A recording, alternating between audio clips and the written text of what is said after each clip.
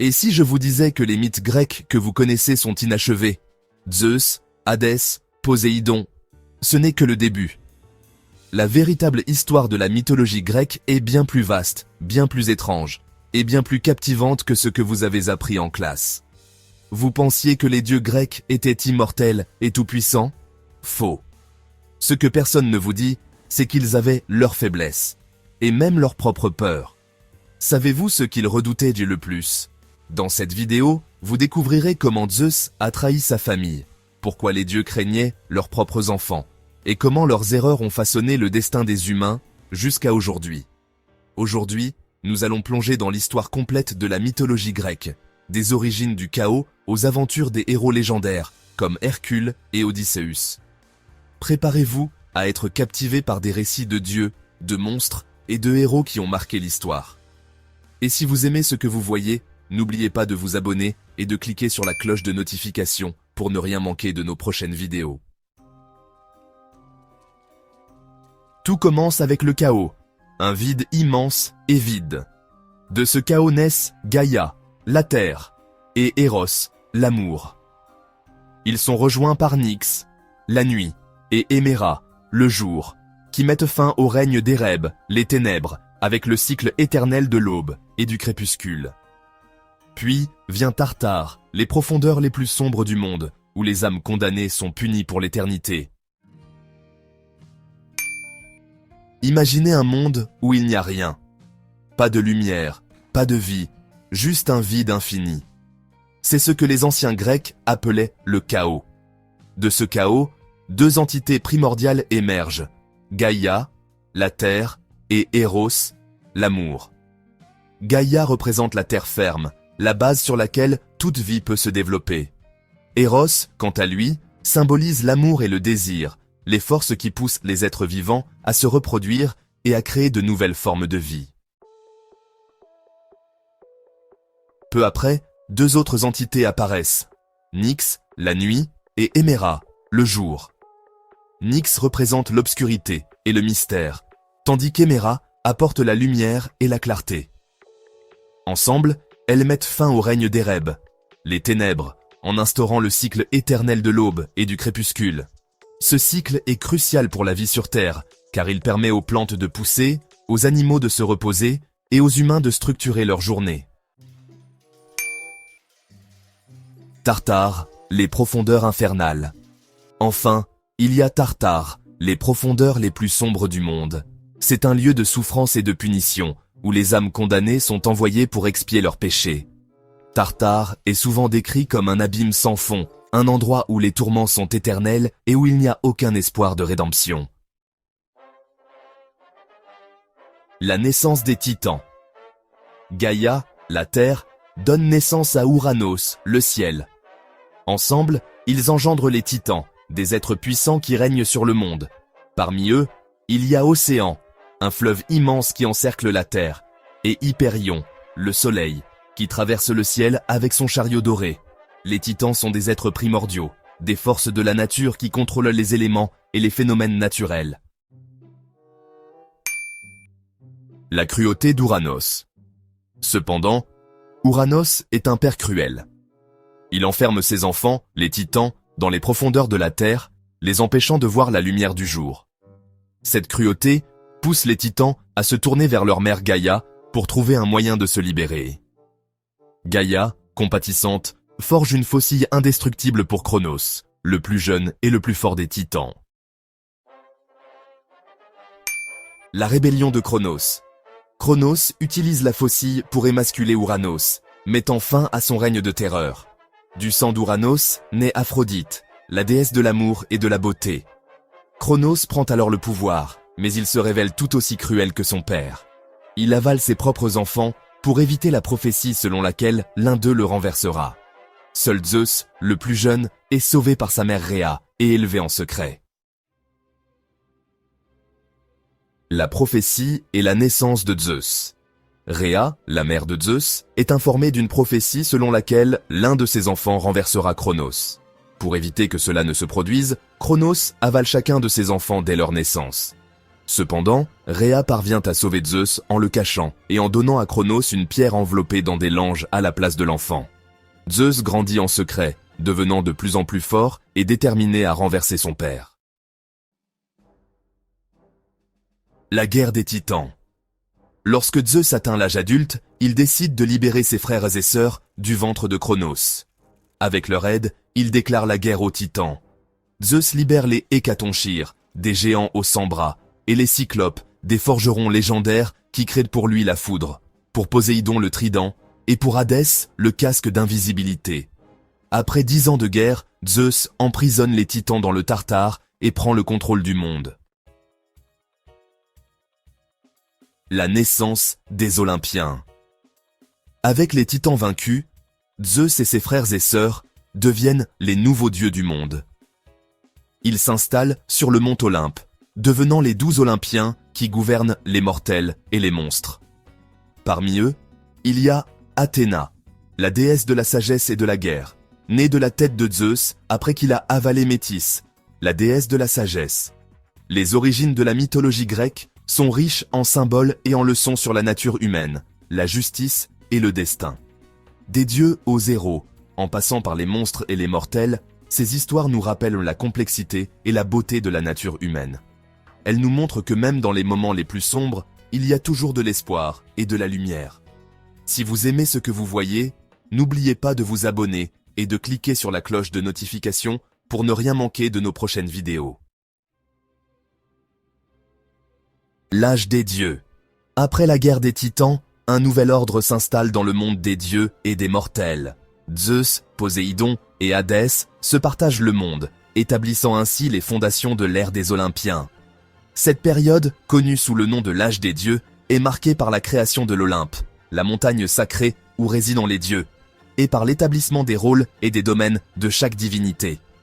Cet âge est riche en histoire de pouvoir, de sagesse, de création et de conflits, et il pose les bases de la mythologie grecque telle que nous la connaissons aujourd'hui. Zeus, le roi des dieux. Zeus, le plus puissant des dieux, prend le contrôle du ciel. En tant que roi des dieux, il règne sur l'Olympe et supervise les affaires des mortels et des immortels. Zeus est souvent représenté avec un éclair de foudre, symbole de son pouvoir et de son autorité. Il est le dieu de la foudre, du tonnerre et du ciel, et il est responsable de la justice et de l'ordre dans le monde.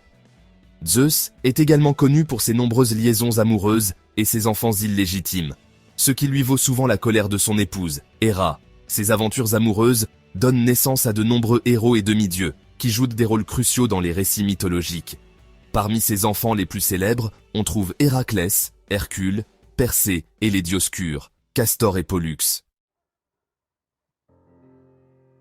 Poséidon, le dieu de la mer. Poséidon, le frère de Zeus, prend le contrôle de la mer. En tant que dieu des océans, il règne sur les eaux et les créatures marines.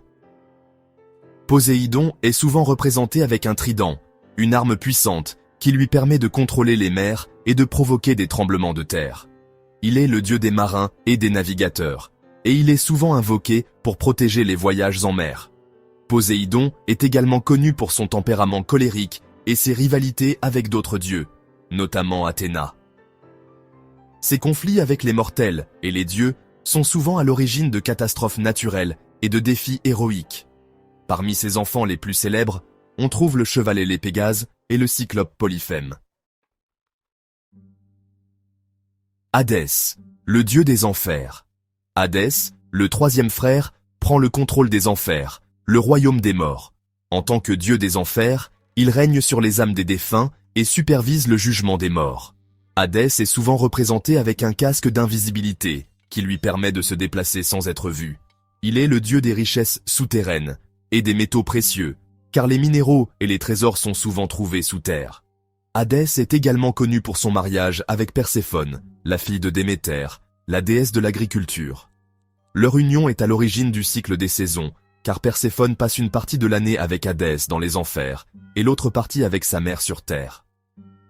Parmi ses enfants les plus célèbres, on trouve Macaria, la déesse des bénédictions de la mort bienheureuse. Les 12 Olympiens sont les dieux principaux qui résident sur le mont Olympe. Ils gouvernent les mortels et les monstres, et chacun d'eux a un domaine spécifique de pouvoir et d'influence. Voici un aperçu des 12 Olympiens et de leur rôle. Zeus, le roi des dieux. En tant que roi des dieux, Zeus est le souverain suprême de l'Olympe. Il est le dieu de la foudre, du tonnerre et du ciel, et il est responsable de la justice et de l'ordre dans le monde. Zeus est souvent représenté avec un éclair de foudre, symbole de son pouvoir et de son autorité. Héra, la reine des dieux. Héra est l'épouse de Zeus et la reine des dieux. Elle est la déesse du mariage, de la famille et des femmes. Héra est souvent représentée avec un diadème et un sceptre, symbole de son pouvoir et de son autorité. Elle est également connue pour sa jalousie et sa colère envers les nombreuses maîtresses et enfants illégitimes de Zeus. Poséidon, le dieu de la mer. Poséidon est le dieu des océans et des mers. Il est souvent représenté avec un trident, une arme puissante qui lui permet de contrôler les mers et de provoquer des tremblements de terre. Poséidon est le dieu des marins et des navigateurs, et il est souvent invoqué pour protéger les voyages en mer. Déméter, la déesse de l'agriculture. Déméter est la déesse de l'agriculture, des moissons et de la fertilité. Elle est souvent représentée avec des épis de blé et une torche, symbole de son pouvoir et de son influence.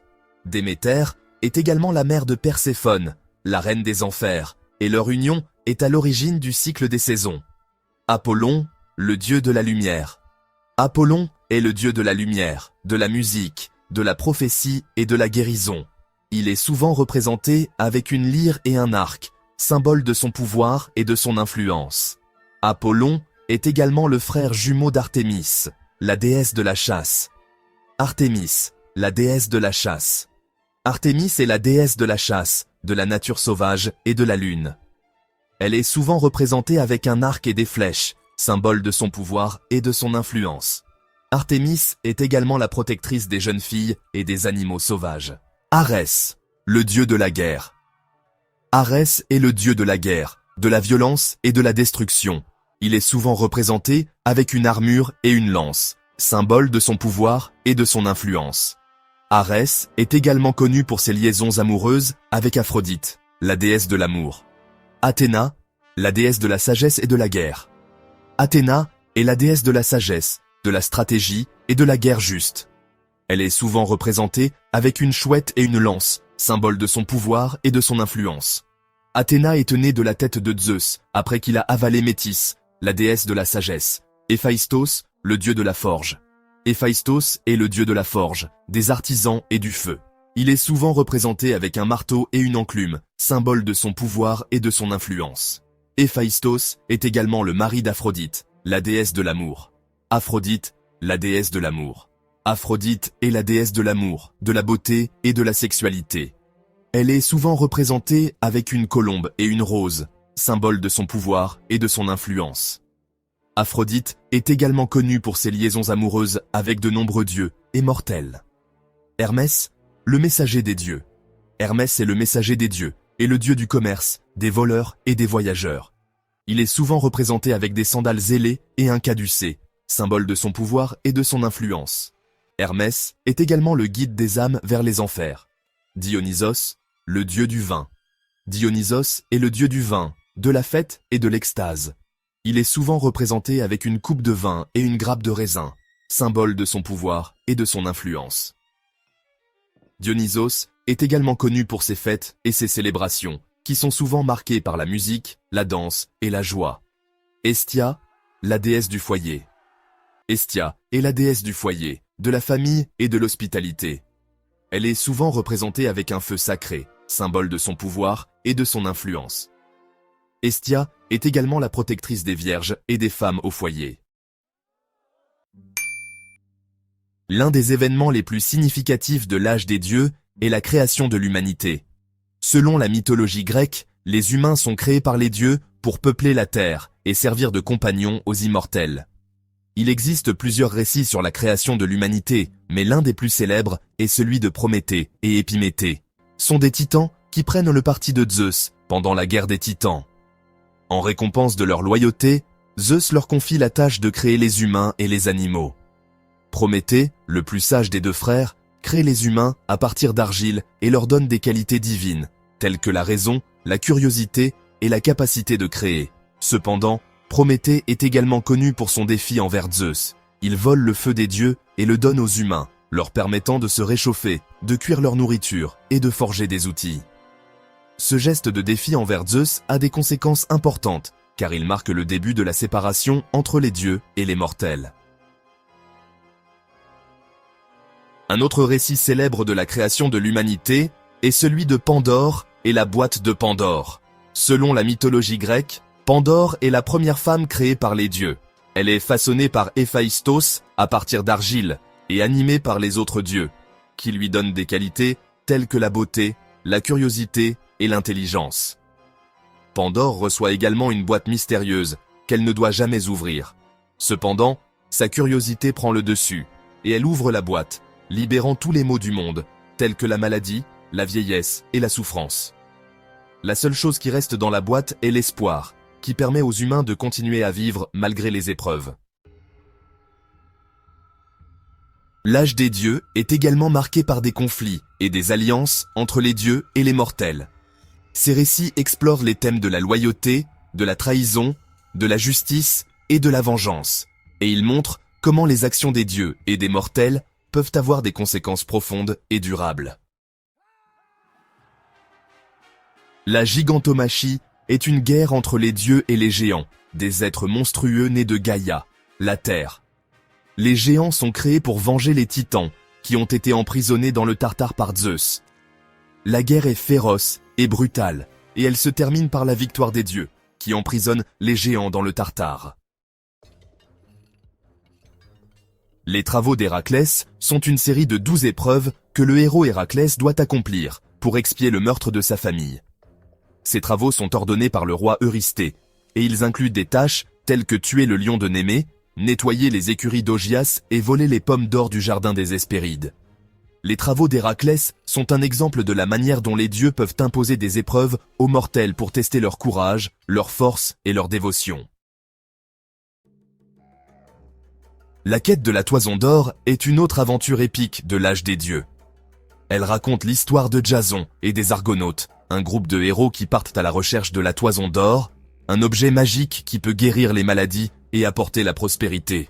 La quête est pleine de dangers et de défis, et elle se termine par la victoire de Jason et des Argonautes, qui ramènent la Toison d'Or en Grèce.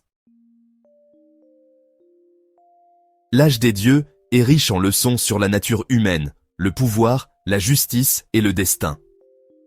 Ces récits montrent comment les actions des dieux et des mortels peuvent avoir des conséquences profondes et durables, et ils explorent les thèmes de la loyauté, de la trahison, de la justice et de la vengeance. Le pouvoir et la justice.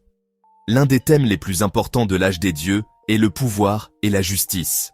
Les dieux, en tant que gardiens de l'univers, ont le pouvoir de contrôler les éléments, de punir les méchants et de récompenser les justes. Cependant, ce pouvoir est souvent accompagné de responsabilités et de défis, et les dieux doivent de souvent faire face à des conflits et à des dilemmes moraux. La loyauté et la trahison. Un autre thème important de l'âge des dieux est la loyauté et la trahison. Les récits de la mythologie grecque montrent comment la loyauté peut être récompensée et la trahison punie, et ils explorent les conséquences des actions des dieux et des mortels. Par exemple, Prométhée est puni pour avoir volé le feu des dieux, mais il est également récompensé pour avoir donné aux humains des qualités divines. Le destin et le libre arbitre. L'âge des dieux explore également les thèmes du destin et du libre arbitre. Les dieux, en tant que maîtres du destin, ont le pouvoir de contrôler les événements et de déterminer le cours de l'histoire. Cependant, les mortels ont également le libre arbitre, et leurs actions peuvent avoir des conséquences imprévues et profondes. Par exemple, Pandore, en ouvrant la boîte de Pandore, libère tous les maux du monde, mais elle laisse également l'espoir, qui permet aux humains de continuer à vivre malgré les épreuves. L'âge des héros est une période fascinante de la mythologie grecque, marquée par des figures légendaires qui accomplissent des exploits extraordinaires. Ces héros, souvent demi-dieux ou favorisés par les dieux, deviennent des symboles de courage, de force et de sagesse. Leurs aventures captivent encore aujourd'hui, et leurs récits continuent d'inspirer des générations. Parmi les héros les plus célèbres, on trouve Cadmos, Persée et Héraclès, chacun avec ses propres exploits et légendes. Cadmos, le fondateur de Thèbes, l'origine de Cadmos. Cadmos est le fils du roi Agénor de Tyr et de la reine Téléphassa. Il est le frère d'Europe, qui est enlevé par Zeus déguisé en taureau. Cadmos est envoyé par son père à la recherche de sa sœur, mais il ne la retrouve jamais. Après de longues années de recherche, il consulte l'oracle de Delphes pour savoir où s'installer. L'oracle lui conseille de suivre une vache sacrée et de fonder une ville là où elle s'arrêtera pour se reposer. La fondation de Thèbes. Cadmos suit les instructions de l'oracle et finit par arriver en Béotie, où la vache s'arrête. C'est là qu'il décide de fonder la ville de Thèbes. Pour sanctifier la ville, Cadmos envoie ses compagnons chercher de l'eau à une source sacrée. Cependant, la source est gardée par un dragon, qui tue tous les compagnons de Cadmos. En colère, Cadmos tue le dragon et sème ses dents dans le sol. De ses dents naissent des guerriers, les Spartes, qui s'entretuent jusqu'à ce qu'il ne reste que 5 d'entre eux. Ces 5 guerriers aident Cadmos à construire Thèbes et deviennent les ancêtres des nobles familles thébaines. Le mariage avec Harmonie. Cadmos épouse Harmonie, la fille d'Arès, le dieu de la guerre, et d'Aphrodite, la déesse de l'amour. Leur mariage est célébré par tous les dieux, et ils reçoivent de nombreux cadeaux, dont un collier magique qui apporte malheur à quiconque le porte. Cadmos et Harmonie ont plusieurs enfants, mais leur famille est maudite en raison du meurtre du dragon. Leurs descendants connaissent de nombreuses tragédies, y compris les célèbres histoires d'Œdipe et de ses enfants. Persée, le tueur de Méduse. L'origine de Persée.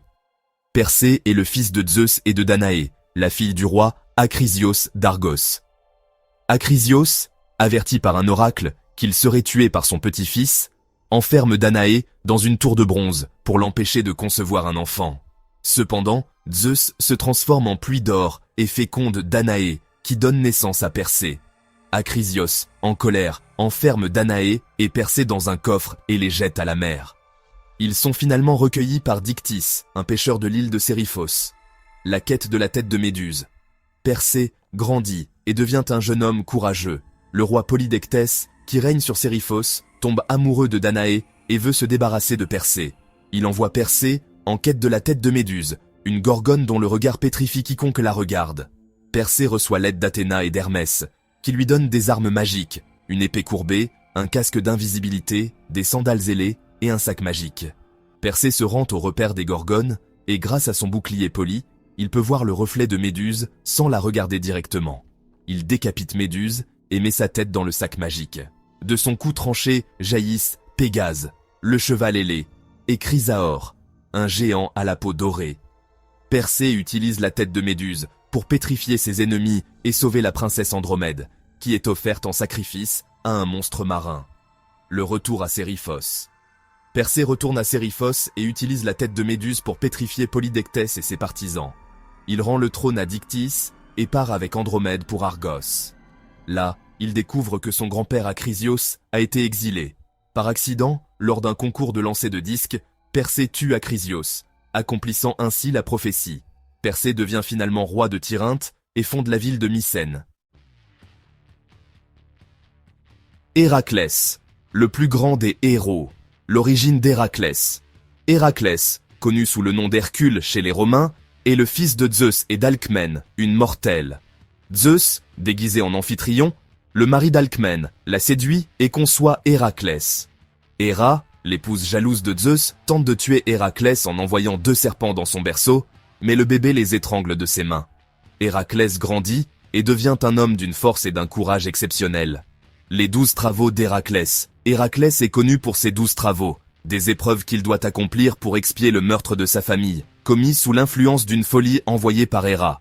Ces travaux sont ordonnés par le roi Eurysthée et incluent des tâches presque impossibles. 1. Le lion de Némée. Héraclès tue le lion de Némée, dont la peau est imperméable aux armes, et utilise ses griffes pour le dépouiller. 2. L'hydre de Lerne. Héraclès combat l'hydre de Lerne, un serpent à plusieurs têtes. Chaque fois qu'il coupe une tête, 2 repoussent. Avec l'aide de son neveu Iolaos, il cautérise les plaies pour empêcher les têtes de repousser. 3. La biche de Cérynie. Héraclès capture la biche de Cérynie, un animal sacré d'Artémis, après une année de poursuite. 4. Le sanglier d'Érymanthe. Héraclès capture le sanglier d'Érymanthe, un animal sauvage qui ravage les terres environnantes. 5. Les écuries d'Augias. Héraclès nettoie les écuries d'Augias, qui n'ont pas été nettoyées depuis des années, en détournant 2 fleuves pour les inonder. 6. Les oiseaux du lac Stymphale. Héraclès chasse les oiseaux du lac Stymphale, des créatures mangeuses d'hommes, en utilisant des crécelles pour les effrayer. 7. Le taureau de Crète. Héraclès capture le taureau de Crète, un animal sauvage envoyé par Poséidon, et le ramène à Eurysthée. 8. Les juments de Diomède.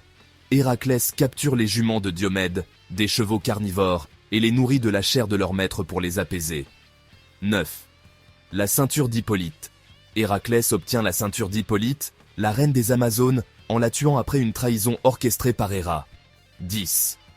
Les bœufs de Gérion. Héraclès vole les bœufs de Gérion, un géant à 3 corps, en utilisant sa force et son ingéniosité. 11. Les pommes d'or des Hespérides. Héraclès obtient les pommes d'or des Hespérides, des fruits magiques gardés par un dragon, en les cueillant lui-même après avoir libéré le titan Atlas. 12. Cerbère. Héraclès capture.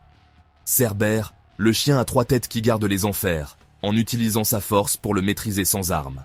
Les autres exploits d'Héraclès. En plus de ces 12 travaux, Héraclès accomplit de nombreux autres exploits. Il participe à la guerre contre les centaures, aide les dieux à vaincre les géants lors de la gigantomachie, et libère Prométhée de ses chaînes. Il est également connu pour sa force physique et sa bravoure, qui lui valent l'admiration des dieux et des mortels. Héraclès meurt après avoir été empoisonné par le sang de Nessos, un centaure qui l'a tué. Dans son agonie, il se construit un bûcher funéraire et demande à son ami Philoctète de l'allumer. Zeus, impressionné par ses exploits, le transforme en immortel et l'accueille sur l'Olympe.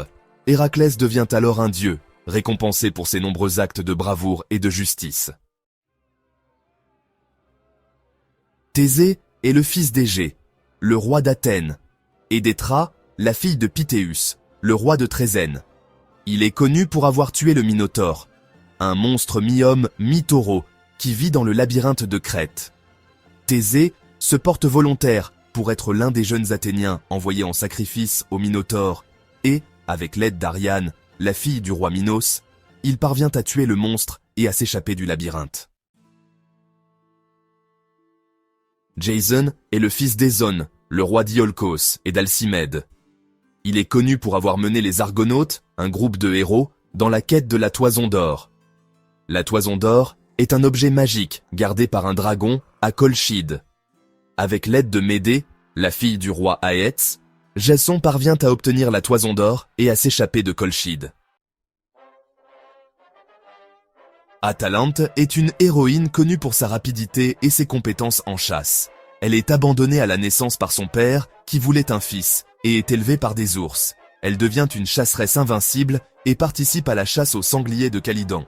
Atalante est également connue pour son défi de course, où elle défie ses prétendants de la battre à la course, sous peine de mort. Hippomène, avec l'aide d'Aphrodite, parvient à la battre en utilisant des pommes d'or pour la distraire. Les héros de la mythologie grecque et leurs exploits nous enseignent de nombreuses leçons sur le courage, la force, la sagesse et la justice. Ces récits montrent comment les héros peuvent surmonter des obstacles apparemment insurmontables grâce à leur détermination et à leur ingéniosité. Ils nous rappellent également l'importance de la loyauté, de la justice et de la bravoure dans la vie quotidienne. La guerre de Troie est l'un des récits les plus célèbres et les plus épiques de la mythologie grecque.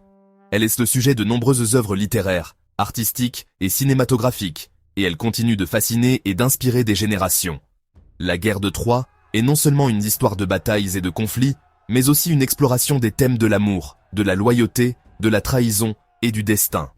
Elle commence avec l'enlèvement d'Hélène, la plus belle des femmes, par Paris, prince de Troie, et se termine par la chute de la ville après un siège de 10 ans. L'histoire de la guerre de Troie commence avec le jugement de Paris.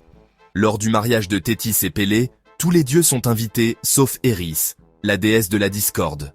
En colère, Éris lance une pomme d'or dans la foule avec l'inscription « Pour la plus belle ».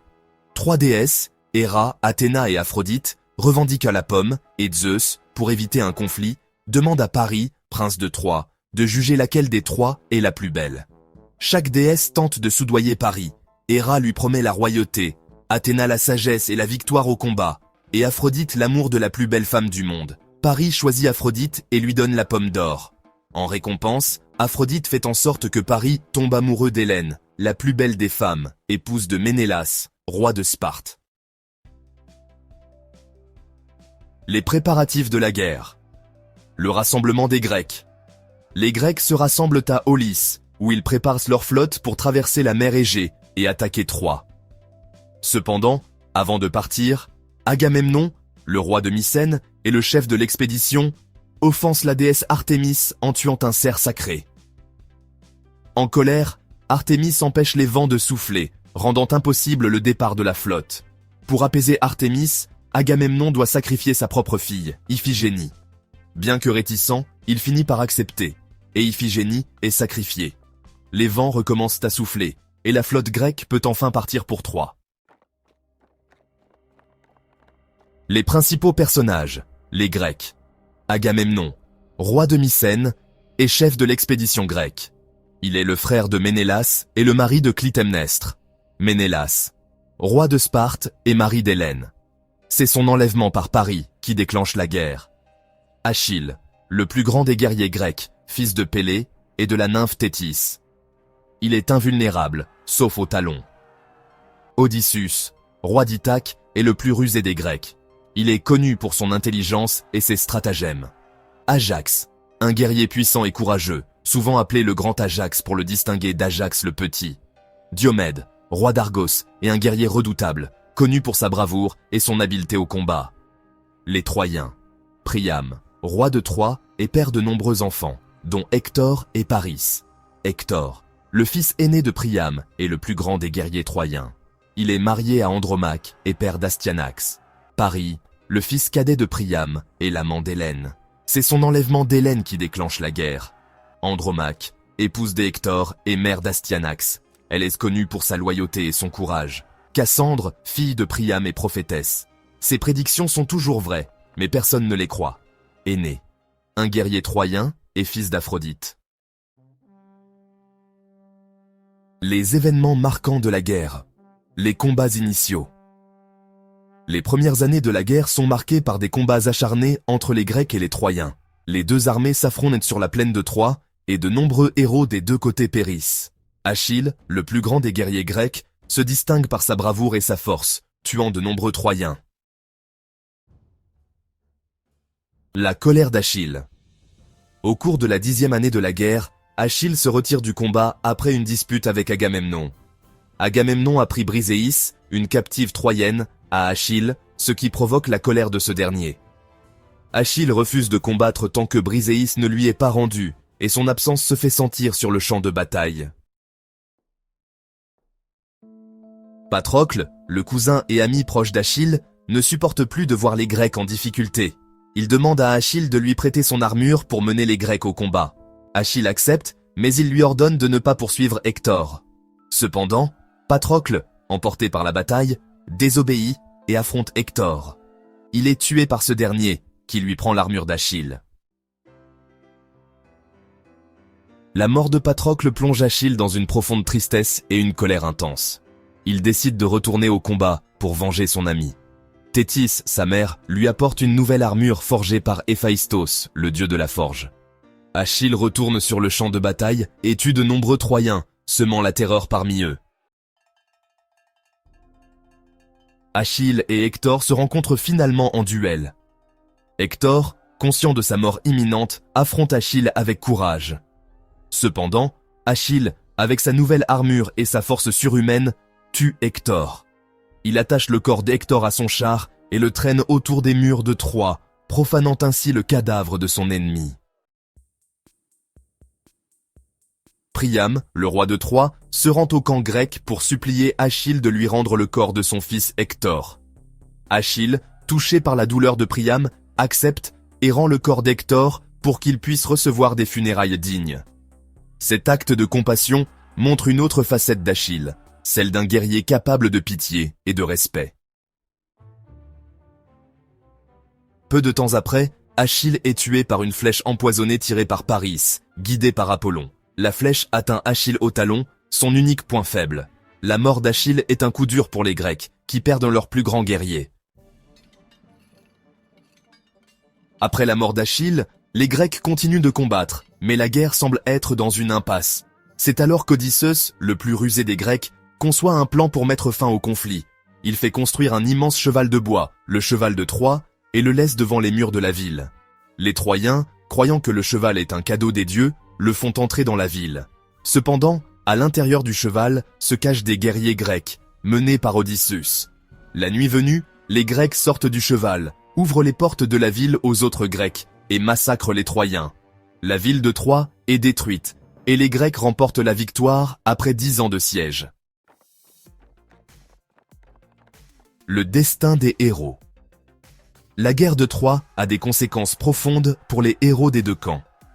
De nombreux héros grecs et troyens périssent au cours du conflit, et ceux qui survivent sont souvent marqués par les horreurs de la guerre.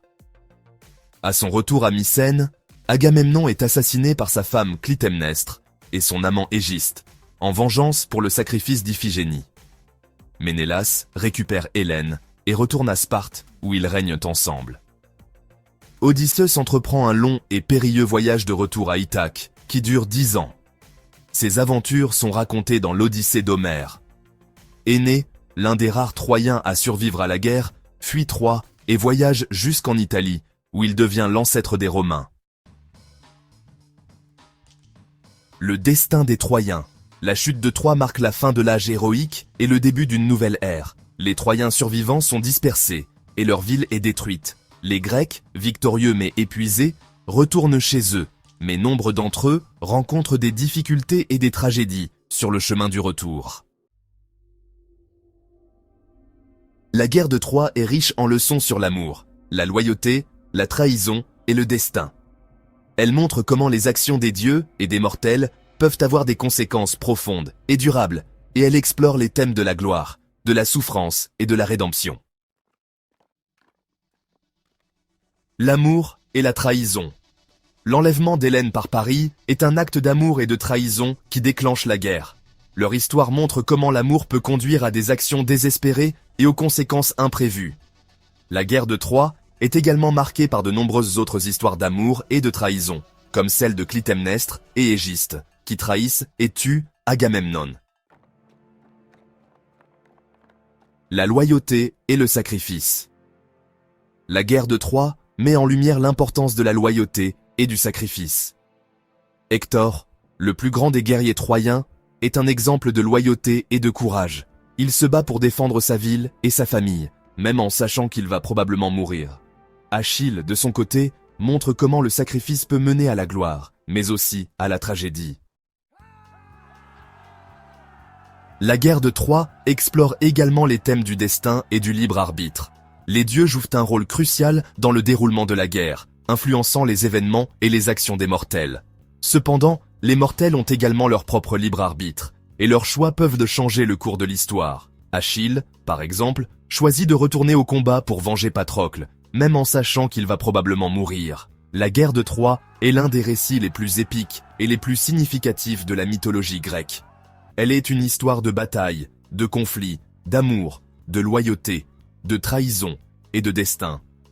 Les héros et les héroïnes de la guerre de Troie continuent d'inspirer et de captiver les générations, et leurs récits nous rappellent la complexité et la beauté de la nature humaine. Après la guerre de Troie, Odysseus, le roi d'Ithaque, entreprend un voyage de 10 ans pour rentrer chez lui.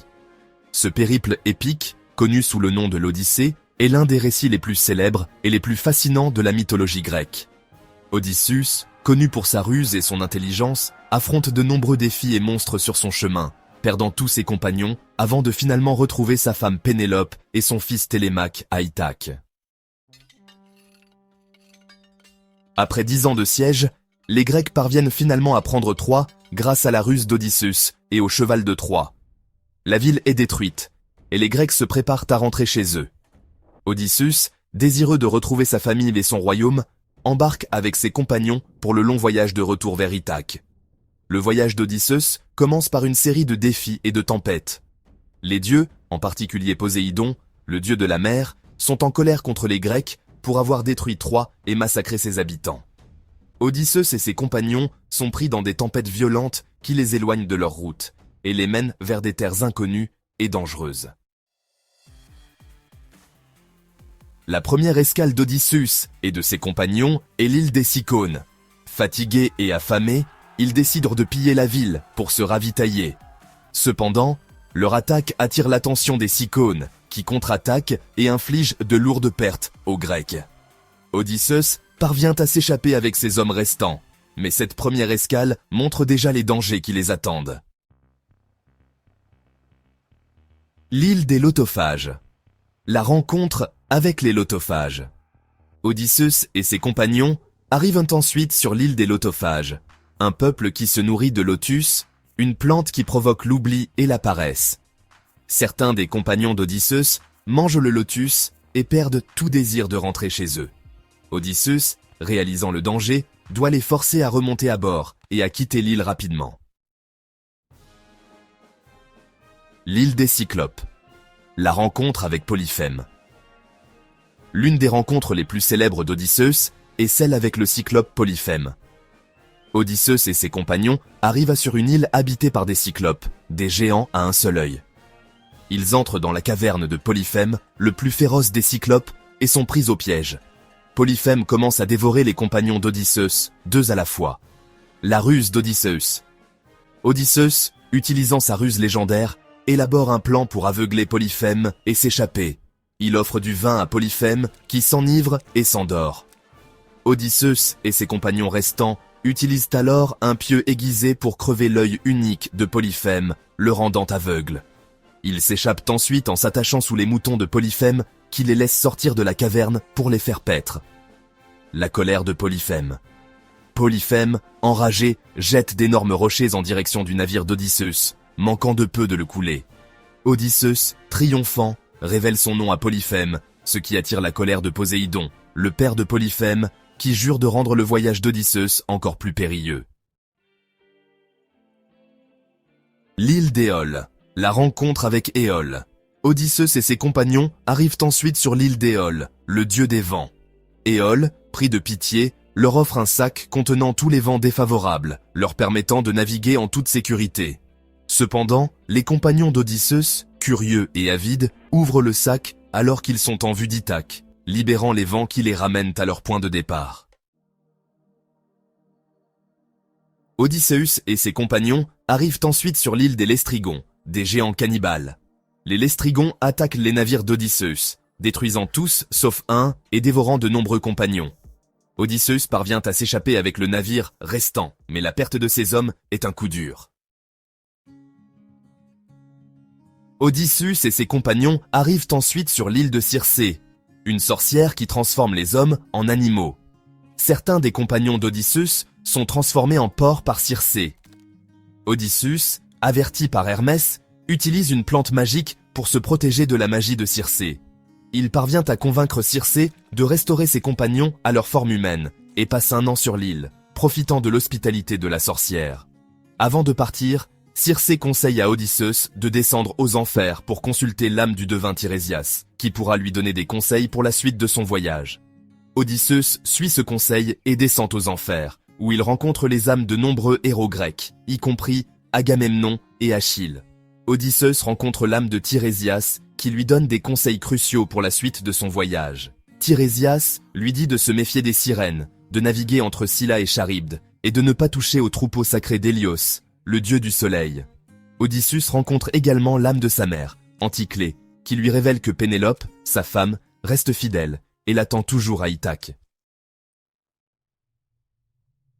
Odysseus et ses compagnons reprennent la mer et arrivent bientôt à l'île des sirènes, des créatures dont le chant est si enchanteur qu'il attire les marins à leur perte. Odysseus, suivant les conseils de Circé, bouche les oreilles de ses compagnons avec de la cire et se fait attacher au mât du navire pour pouvoir entendre le chant des sirènes sans succomber à leur enchantement. Scylla et Charybde. Le passage entre Scylla et Charybde. Odysseus et ses compagnons doivent ensuite naviguer entre Scylla, un monstre à 6 têtes, et Charybde, un tourbillon dévastateur. Odysseus choisit de passer près de Scylla, sacrifiant 6 de ses compagnons pour éviter la perte de tout l'équipage. Ils parviennent à traverser, mais la perte de ses hommes pèse lourdement sur Odysseus. L'île de Thrinacia. La rencontre avec les troupeaux d'Hélios. Odysseus et ses compagnons arrivent ensuite sur l'île de Thrinacia, où se trouvent les troupeaux sacrés d'Hélios. Malgré les avertissements d'Odysseus, ses compagnons, affamés, tuent et mangent les troupeaux sacrés. Hélios, en colère, demande à Zeus de punir les Grecs. Zeus envoie une tempête qui détruit le navire, et tous les compagnons d'Odysseus périssent. L'île de Calypso. La rencontre avec Calypso. Odysseus, seul survivant, est emporté par les vagues jusqu'à l'île de Calypso, une nymphe qui tombe amoureuse de lui et le garde prisonnier pendant 7 ans. Calypso offre à Odysseus l'immortalité et l'amour éternel, mais Odysseus, désespéré de retrouver sa famille, refuse. Les dieux, pris de pitié, envoient Hermès pour ordonner à Calypso de libérer Odysseus. Le départ de l'île de Calypso. Calypso, à contre-cœur, aide Odysseus à construire un radeau pour qu'il puisse reprendre la mer. Odysseus navigue pendant 17 jours avant d'être pris dans une nouvelle tempête envoyée par Poséidon. Le radeau est détruit et Odysseus est presque noyé. L'île des Phéaciens. L'arrivée chez les Phéaciens. Odysseus est finalement emporté jusqu'à l'île des Phéaciens, un peuple de marins légendaires. Épuisé et nu, il est trouvé par la princesse Nausicaa, qui l'aide et le conduit au palais de son père, le roi Alcinous. Odysseus est accueilli avec hospitalité et raconte ses aventures aux Phéaciens. Le retour à Ithaque. Les Phéaciens, touchés par les aventures d'Odysseus, lui offrent un passage sûr jusqu'à Ithaque. Odysseus, endormi, est transporté jusqu'à sa terre natale. À son réveil, il ne reconnaît pas immédiatement Ithaque, car Athéna a enveloppé l'île d'un brouillard pour le protéger. Odysseus rencontre Athéna, déguisée en berger, qui lui révèle qu'il est bien à Ithaque. Elle lui explique que sa maison est envahie par des prétendants qui cherchent à épouser Pénélope et à usurper son trône. Athéna aide Odysseus à élaborer un plan pour reprendre son royaume. Pénélope, désespérée de voir les prétendants envahir son palais, organise une compétition de tir à l'arc. Elle promet d'épouser celui qui pourra bander l'arc d'Odysseus et tirer une flèche à travers 12 haches. Les prétendants échouent tous, mais Odysseus, toujours déguisé en mendiant, demande à participer. Odysseus bande facilement l'arc et tire la flèche à travers les haches, révélant ainsi sa véritable identité. Avec l'aide de son fils Télémaque et de quelques fidèles serviteurs, il massacre les prétendants et reprend le contrôle de son palais. Odysseus retrouve enfin Pénélope, qui a attendu fidèlement son retour pendant 20 ans. Leur réunion est émouvante, et ils peuvent enfin vivre en paix après tant d'années de séparation et de souffrance. Les voyages d'Odysseus sont riches en leçons sur la ruse, la persévérance, la loyauté et le destin. Ils montrent comment la ruse et l'intelligence peuvent triompher des obstacles les plus difficiles, et comment la persévérance peut mener à la rédemption et au bonheur. Odysseus est connu pour sa ruse et son intelligence, des qualités qui lui permettent de surmonter de nombreux défis et dangers. Sa capacité à élaborer des plans ingénieux et à utiliser la ruse pour tromper ses ennemis est un exemple de la manière dont l'intelligence peut triompher de la force brute. Les voyages d'Odysseus montrent également l'importance de la persévérance et de la rédemption, malgré les nombreux obstacles et les pertes qu'il subit. Odysseus ne perd jamais espoir et continue de lutter pour retrouver sa famille et son royaume. Sa persévérance lui permet finalement de triompher et de retrouver le bonheur. La fidélité de Pénélope envers Odysseus est un exemple de loyauté et de dévotion. Malgré les nombreuses années de séparation et les pressions des prétendants, Pénélope reste fidèle à son mari et l'attend patiemment. Leur réunion est un témoignage de la force de l'amour et de la loyauté. Les voyages d'Odysseus explorent également les thèmes du destin et du libre arbitre. Les dieux jouent un rôle crucial dans le déroulement de ces aventures, influençant les événements et les actions des mortels. Cependant, Odysseus a également son propre libre arbitre, et ses choix peuvent changer le cours de l'histoire. Les voyages d'Odysseus sont l'un des récits les plus épiques et les plus fascinants de la mythologie grecque. Ils montrent comment la ruse, la persévérance, la loyauté et le destin peuvent triompher des obstacles les plus difficiles et mener à la rédemption et au bonheur. Les aventures d'Odysseus continuent d'inspirer et de captiver les générations, et elles nous rappellent la complexité et la beauté de la nature humaine. La mythologie grecque est un trésor de récits et de leçons qui continue d'inspirer et de captiver les générations. Des dieux aux héros, en passant par les monstres et les mortels, ces histoires nous rappellent la complexité et la beauté de la nature humaine. Merci d'avoir regardé.